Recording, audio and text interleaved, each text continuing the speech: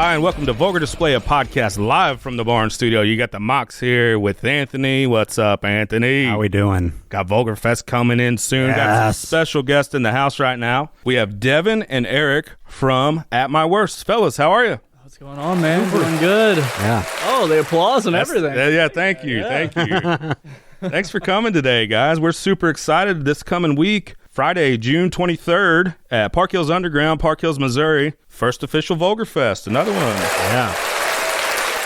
Last band added to the bill. Yeah, late edition. We're excited to be on it, though. Yeah, so it actually, we had talked to you guys about playing a different show that we're throwing, but when we seen you the last show that we just threw a couple month ago, yeah. with 156 Silence that came to town. I hadn't seen you guys before other than like videos and stuff, and we hadn't seen you before other than that, and was really impressed with how heavy you were. Yeah. And me and Anthony were like, hey, we should get these guys to play Vulgar Fest, because the idea with Vulgar Fest is like we want to bring the heaviest bands to town. We want it to be the heaviest show in this area this year. So thought it would be a good idea to kind of pivot and have you play that, and we're glad that you agreed to it. It's weird, though. We will be the lightest band on that set, surprisingly, which is kind of strange. That's not normal. You know, I used to play in bands like 50 years ago, but I think level to the game helps increase your game, right? Yeah. If you play with bands, and I'm not saying that you do, I'm saying my experience is like if you play with bands that maybe don't take it as serious, or they're maybe not as professional, or a different sound, you know, might not always level up what you're doing. So I think it's important to play with national acts, bands that are coming through on tour as a local band. But I know you guys also play St. Louis, Cape. You guys kind of play all over. We pretty much go anywhere that'll have us at this point. Yeah. Anywhere that we can afford to get to without breaking the bank anyway. It's hard, right, these days, being in a band? Yeah, working a full-time job and finding time to hit shows majority of weekends and not break ourselves or our vehicles in the process. Right. It kind of is. You know, and I know you guys have a pretty dedicated fan base. Seems like a lot of people come out to see you. We do. There's a specific amount of people. So most of them are family, but there are a lot of people out there, I hate to say this, that I don't know their names, and they're at most shows. They just never really introduce themselves to us, but I always see them there. It's cool. It's cool to have that. You know, it's very neat to have somebody you have no idea who they are singing your lyrics at you. I think we're glad to have them. Experience. Yeah. You know, what's your favorite part, I guess, about being in a band? Is it the recording? Is it the writing? The creative element? Is it the live show? Nah, it's the rush of the live shows. Yeah. For sure. You're a live guy? Yeah, for I mean, sure. I like the live, but I also like writing a lot. It's great. We're writing for the second album right now. I think we have a song on it that was it's been rewritten about 5 times now. So Who knows now? yeah, who knows at this point? Yeah. Tell us about your writing process. What's it look like? Does somebody bring a riff to the band? Does somebody bring an idea, and then it kind of goes from there? Or do you guys send stuff, you know, on your phone or email, or how do you guys write? Well, our most popular songs are usually vocal tracks that we kind of put music to. It's a little bit weird, but in the other instances, it's kind of a joint effort from everybody. So you do the vocals first? Sometimes. Usually it's the lighter stuff that we do. It's always I'll get some sort of vocal riff in my head and send them over like a chorus that sounds good, and they'll write to that, and then we'll work on the rest. I usually just write a chorus, and then we'll throw the rest together later. I've never heard it being done that way. Yeah, that's really It's kind of interesting. weird. Yeah. It's strange. So we just talked to somebody recently where like their phone is full of like, as a creative person, you might catch an idea when you're in the shower, you know, they always say, or driving your car or something. Are you the type to have a bunch of voicemails like to yourself, That's what or you're it like, is. Before I switched phones, and it's sucky because all that got deleted when I switched phones. oh, I had no. about 5 folders of nothing but like, yeah, that could be a cool chorus. This is an all right verse. And it just never made it anywhere, and I can't find them now, so it'll come up again in the future. So you're working on your second record. Tell us about Vice Versa, your debut record. It was more of us just trying to find sound. That's why when you listen to this record, some of it's lighter, some of it's heavier. I think we've stuck to at this point, we're just going to stick with heavier, because that's what we've been focusing on mostly for the second album. For the most part. For the most part. There's still some lighter stuff on there because we can't get away from Coming Up Aces. We hear about it every show, no matter how we feel about that one. How do you feel about that one? Eric won't let me legally answer that. No, go ahead. I don't care. I think that song sucks. All right. At least you're being honest. We've talked to lots of bands, and I forgot who we were even talking to, but do you get sick of playing the same song every night? You've been playing the song for years upon years, and a lot of them they try to give off a more graceful, like great and grateful, like, oh man, if this is the song that brings you back and stuff, you're fucking sick of it, aren't you? Well, it wasn't even really that I was sick of it. I think I wrote it. When we wrote it, it was kind of in a dark place. Now every time we play it, it's like the lightest song we have, I think. I just don't really know if I enjoy the lighter stuff. Because like I said, the first album was finding sound, and now when I do lighter stuff, crowd interaction and what people do when we play the heavier shit is just so much cooler than when I'm doing like the sing-songy song. I mean, the heavy stuff is definitely funner to play, but if you can make somebody that came to see us happy, and nothing wrong with that either. I mean, no hate to anybody who likes that song, because I mean, we did write it. It's here. It exists in every show. People are always like, "Man, I love Coming Up Bases. That's amazing." I'm like, "Oh yeah, very cool." Yep. Do you guys know the band He Is Legend? No. Okay. They're several years old at this point, but we actually just interviewed them, and they had a pretty popular song, maybe mid-2000s, called I Am Hollywood, and it's a super heavy song. It's got a heavy breakdown at the end. Well, for a few years, they kind of like banned it from their set, and it was kind of what you were talking about. Not that it was lighter song. It was actually one of their heavier songs, but it was really popular, and they didn't feel like it really represented what they were kind of trying to accomplish moving forward. Right. So, like, He Is Legend fan would go to a show expecting to hear that song, and then they didn't play it. Yeah. And I ultimately, and our co-host Dale said it in the interview when we talked to Skylar from He Is Legend, it's up to the band what they play. And it's up to the band what they want to put out there and the direction that they think. Now, if I go hear if I go see Metallica, I want to hear like one, right? And if I don't, I'm gonna walk away unhappy. But I still think it's ultimately up to the band and their choice. For whatever that's worth, just my opinion. No, I agree with you. I mean, that's kind of what we were thinking on the first album. Regardless, is if half of it would be light, half of it would be heavy, so you could fit into both categories. Yep.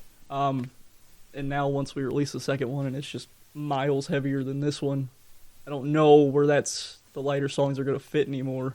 I don't know if there's a spot on the second album, to be honest with you. It's a little bit different. Not really. In tone. Strange. Have you guys started the recording process, or you're in the writing phase right now? We're about, we haven't decided how many are going to be on it yet, or even if it's going to be an album, but we're about 8 songs deep. Oh, wow. But they're not recorded of any kind. Okay.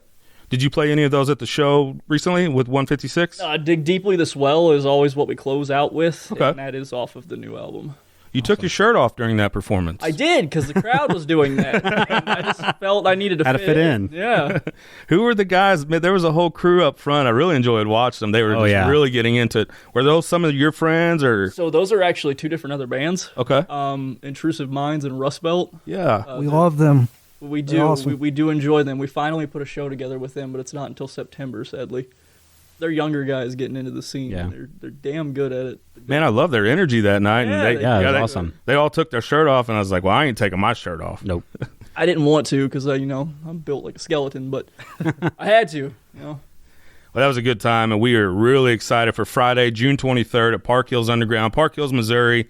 Just a quick drive from St. Louis, just a quick drive from Cape. So if you're in the listening audience and you want some Friday night metal, you come get it at Vulgar Fest. 6 p.m. doors, 7 p.m. show. $12? Yes. $12. 12 bones. $12 to get you in to see Gore Pig, a band from Arkansas, which is just heavy. Can't wait for that. And they're bringing some new metal back, too. Have you seen some of the new metal stuff that they've been doing? They say it's new metal, but I haven't heard it yet. Right. I just hear a deathcore, really, from it. The singer of Gore Pig can bring it. He can. And then Fleshbound from Arkansas as well. Iced Wrist from Omaha, Nebraska. I'm so happy we've been talking to Tim from Iced Wrist forever. We've been wanting to bring them in forever. I think you boys are going to really like that. And you guys will be opening the show at My Worst. Yeah. You got to represent us well, right? Because these are all these bands coming in from all over. Some of them getting some national exposure and national attention. So you got to bring it for the guys here. Man, we're never against opening a show for national acts. Oh, never. Well, yeah, you guys can't be that guy. Big congratulations. You guys just opened up for Incubus and Coheed. Yeah, that was cool. Oh, yeah. We don't gotta, like I said, I'll never top that. That was because Coheed's one of my. Weirdly enough, I know they're not very heavy, but they're one of my biggest influences. Same. Not influence, but I love Coheed. Yeah, I love them to death. It's just weird to me that I played the same festival as he did. God, that I'm thinking about that now. It's really cool, man. Yeah, I'd put that on the resume for sure. Yeah, absolutely. We're at my worst. We open for Coheed. Indirectly, but yeah. Point Fest, I mean, if you're in the St. Louis area, you definitely know what that is. If you're in our area, you definitely know what that is. But Point Fest is kind of our St. Louis radio stations festival that they put on every year. Usually it's just an all-day thing. Lately it's been a little bit less on the bands, the amount of bands they've got, but they really focus on talent. And the awesome thing is that they have a stage dedicated to local bands who can have the opportunity to play in front of that crowd. And did you guys win a contest to play that? So we didn't actually win that contest. We were shoehorned in at the end. Okay. Thanks to Chris Coleman from Pops. Thank you to Chris. That was on him. That was on him for shoehorning us in that. And that's how we got there. We got on the side stage. And again, for being on a side stage and being there right, because we were the second band of the day to play, I think. Mm-hmm. And there's still 100-plus people in the crowd. It was nuts. It was Yeah. cool. Yeah. I mean, that's quite an honor to get to play something like that. And I know a band that you actually introduced us to who ended up playing the show that we put on before, The Doubted from Cape Girardeau. They played as well. And so that was quite an experience, I'm sure, for you guys. We love those guys. What about, shout out to Doubted. Yeah, those guys were super cool. And again, we enjoyed that show that we threw. What about like the sound? You know, you play some, I would guess, maybe some smaller venues, but then you play something like Point Fest, which is very professional sound and a lot of speakers going a lot of ways. Was that different, or was that hard to adjust to, like the monitors and what you were hearing and kind of adjusting in that way? It was probably the best sound I'm sure we've ever had. But it was I believe it was ran by Chris, wasn't it? Who does the sound at Pops. I think so.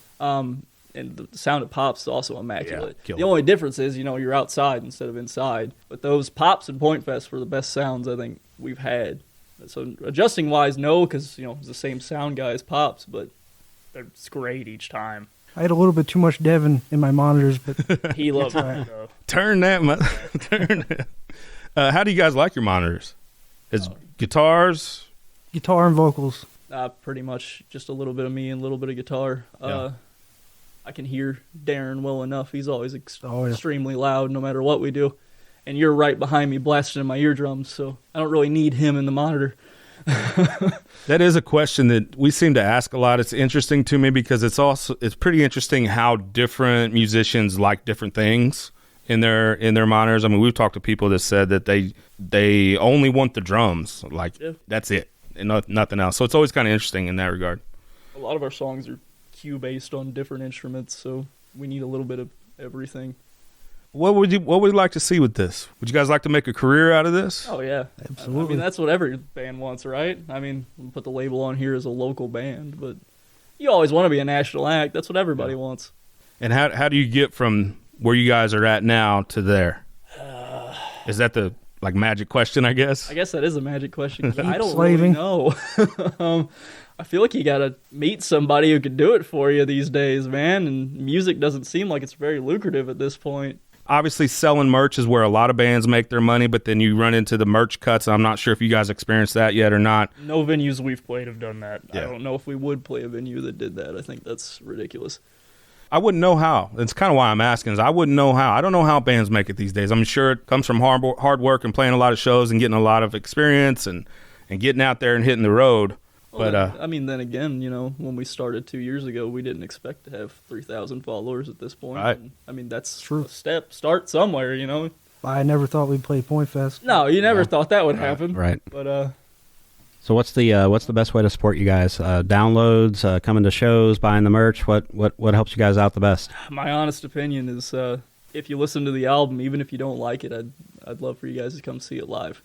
right. It's an entirely different experience to feel the electric in the air when It's it's better actually live. going on live. Best way to support us, honestly, is just being there. Come tell me the truth. If you didn't like it, come tell me you didn't like it.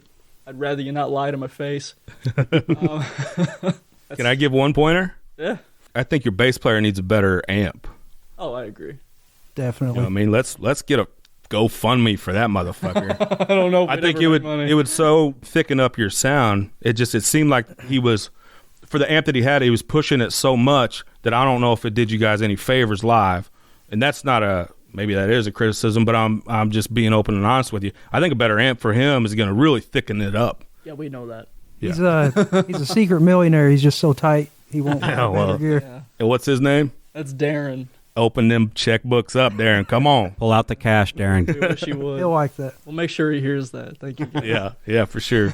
We're excited. June 23rd, first Vulgar Fest ever. You guys will be the first band to ever play Vulgar Fest, so Happy to whatever that's Yeah. worth. Happy to do it, man. Hey, it's no point fest, but hey, Friday, June 23rd, Park Hills Underground, Park Hills, Missouri. Doors are at 6. Show is at 7. $12 get you in. All ages. Come hang out with us and the boys from At My Worst, Iced Wrist, Fleshbound, and Gore Pig. Fellas, thanks for coming in today. We're really excited for this show coming up, and we can't wait to see you again. yeah, thanks, guys. Too, man. Thanks for having us. Thanks for having us.